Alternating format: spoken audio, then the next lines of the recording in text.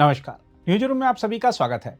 बिहार की राजनीति में आज एक महत्वपूर्ण मोड़ आया जब मुख्यमंत्री नीतीश कुमार ने विधान परिषद की सदस्यता से इस्तीफा दे दिया। हाल ही में राज्यसभा के लिए निर्वाचित होने के बाद उनका यह कदम संवैधानिक प्रक्रिया का हिस्सा है, लेकिन इसके राजनीतिक मायने कहीं ज्यादा गहरे हैं।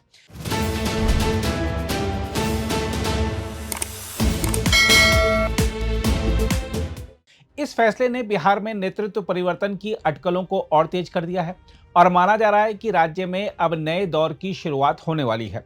नीतीश कुमार फिलहाल मुख्यमंत्री पद पर बने रहेंगे। संविधान के प्रावधानों के अनुसार कोई भी व्यक्ति बिना विधानसभा या विधान परिषद का सदस्य बने 6 महीने तक मुख्यमंत्री रह सकता है। ऐसे में नीतीश कुमार का इस्तीफा तत्काल सत्ता परिवर्तन का संकेत नहीं देता, लेकिन यह स्पष्ट करता है कि वह धीरे धीरे राज्य की राजनीति से दूरी बना रहे हैं। हम आपको बता दें कि उनका इस्तीफा विधान परिषद के सभापति अवधेश नारायण सिंह ने स्वीकार कर लिया। बताया गया है कि जनता दल यूनाइटेड के सदस्य संजय कुमार सिंह द्वारा नीतीश कुमार का इस्तीफा पत्र सौंपा गया था। यह कदम उन नियमों के अनुरूप है जिनके तहत संसद सदस्य बनने पर राज्य विधानमंडल की सदस्यता छोड़नी होती है। नीतीश कुमार का राज्यसभा जाना केवल पद परिवर्तन नहीं, बल्कि बिहार की राजनीति में एक युग के समाप्त होने का संकेत माना जा रहा है। 2 दशकों से अधिक समय तक राज्य की राजनीति के केंद्र में रहने वाले नीतीश कुमार अब वापस राष्ट्रीय राजनीति की ओर बढ़ रहे हैं। उन्होंने खुद कहा है कि वह हमेशा से राज्य विधानमंडल और संसद के दोनों सदनों में सेवा करना चाहते थे। पिछले महीने 5 मार्च को उन्होंने मुख्यमंत्री पद छोड़ने का संकेत देते हुए राज्यसभा जाने का निर्णय सार्वजनिक किया था। उन्होंने अपने लंबे कार्यकाल के दौरान मिले जन समर्थन के लिए जनता का आभार जताया और कहा कि उनकी सरकार ने विकास और सम्मान दिलाने का प्रयास किया। नीतीश कुमार के इस कदम के बाद अब यह लगभग तय माना जा रहा है कि बिहार में अगला मुख्यमंत्री भारतीय जनता पार्टी से हो सकता है। हाल ही में हुए विधानसभा चुनाव में राष्ट्रीय जनतांत्रिक गठबंधन की जीत के बाद बीजेपी मजबूत स्थिति में है और पहली बार राज्य में अपना मुख्यमंत्री बना सकती है। इस बदलाव के साथ ही लालू प्रसाद यादव और नीतीश कुमार के बीच दशकों पुरानी राजनीतिक प्रतिस्पर्धा का अध्याय भी लगभग समाप्त होता दिख रहा है। लालू यादव सक्रिय राजनीति से दूर हैं, जबकि तेजस्वी यादव विपक्ष का चेहरा बने हुए हैं। इस बीच एक और बड़ा घटनाक्रम सामने आया जब बीजेपी के राष्ट्रीय अध्यक्ष नितिन नवीन ने बांकीपुर सीट से विधायक पद से इस्तीफा दे दिया। उन्होंने भावुक संदेश के जरिए अपने समर्थकों को इस फैसले की जानकारी दी और कहा कि यह अंत नहीं, बल्कि एक नई भूमिका की शुरुआत है।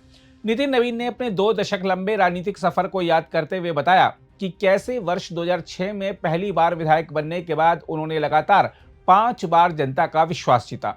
उन्होंने अपने क्षेत्र के विकास और जनता की समस्याओं को उठाने को अपनी प्राथमिकता बताया। नितिन नवीन के इस्तीफे से अब यह भी साफ हो गया है कि वह बिहार के मुख्यमंत्री नहीं बनेंगे।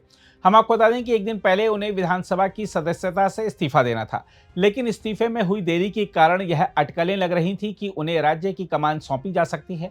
अब उनके राज्यसभा जाने के साथ यह संभावना पूरी तरह समाप्त हो गई है। बिहार की राजनीति अब संक्रमण काल से गुजर रही है। एक तरफ नीतीश कुमार राष्ट्रीय स्तर पर नई भूमिका निभाने जा रहे हैं, वहीं दूसरी तरफ राज्य में नए नेतृत्व को लेकर चर्चाएं तेज हैं। बीजेपी के पास मौका है कि वह पहली बार राज्य में अपने दम पर मुख्यमंत्री पद संभाले। माना जा रहा है कि वर्तमान में उप मुख्यमंत्री सम्राट चौधरी को मुख्यमंत्री पद की कमान सौंपी जा सकती है, जबकि नीतीश कुमार के बेटे को उप मुख्यमंत्री बनाया जा सकता है। बहरहाल आने वाले दिनों में यह साफ हो जाएगा कि बिहार की कमान किसे सौंपी जाएगी, लेकिन इतना तय है कि राज्य की राजनीति में यह बदलाव लंबे समय तक प्रभाव डालने वाला है।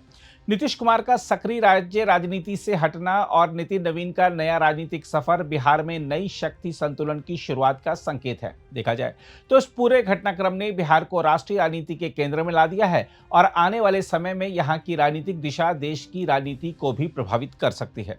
बहरहाल आइए देखते हैं नीतीश और नवीन के इस्तीफे पर आ रही प्रतिक्रियाएं। देखिए, हम लोग शुरू दिन से ये कहते रहे हैं कि चुनाव के बाद नीतीश कुमार जी बिहार के मुख्यमंत्री नहीं बनेंगे। इसको सेम महाराष्ट्र का रीपैकेजिंग करके नए तरीके से इनको कुछ दिनों के लिए 2-3 महीना के लिए मुख्यमंत्री बनाया। अब हटा रहा है भाजपा के लोग। भाजपा के लोगों ने ठगने का काम किया। नीतीश जी को ठगा, चाहे महिलाओं को ठगा, जो 1,90,000 रुपये अभी नहीं बांटा गया। 10,000 रुपये चुनाव के दिन बांटे गए और बोला गया कि 1,90,000 दिया जाएगा। बिहार में पहले से ही बिजली की कीमतें जो हैं बहुत बढ़ी हुई थी। देश में सबसे महंगा बिजली बिहार में मिलता था और चुनाव के बाद और भी महंगा बिजली जो है दरें जो हैं बढ़ाई गई हैं। तो इन लोगों ने बिहार की जनता को भी धोखा दिया, ठगा। तो भाजपा देखिए कथनी और करनी में भारी अंतर है। निशांत कुमार की बात कही जा रही है, तो बोला जब नीतीश जी नहीं रहे तो निशांत संभाल पाएंगे जेडीयू को? अब तो ये तो उनकी काबिलियत बताएगी कि संभाल पाते नहीं पाते हैं, लेकिन हमारी ये सोच है कि कोई भी नौजवान राजनीति में आता है तो हम उसका स्वागत करते हैं। आपको दुख है इस बात का कि जिस तरीके से नीतीश जी की विदाई हुई, ऐसी विदाई नहीं होनी चाहिए थी?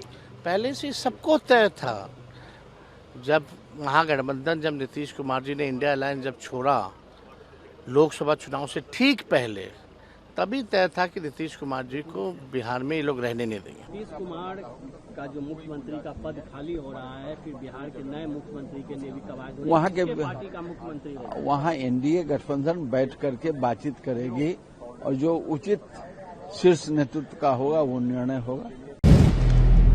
अगर आप भी लेना चाहते हैं देश दुनिया की तमाम जानकारी तो आज ही सब्सक्राइब करें हमारे चैनल को। साथ ही नीचे दिए बेल आइकन को जरूर दबाएं ताकि हर अपडेट आप तक पहुंच सके।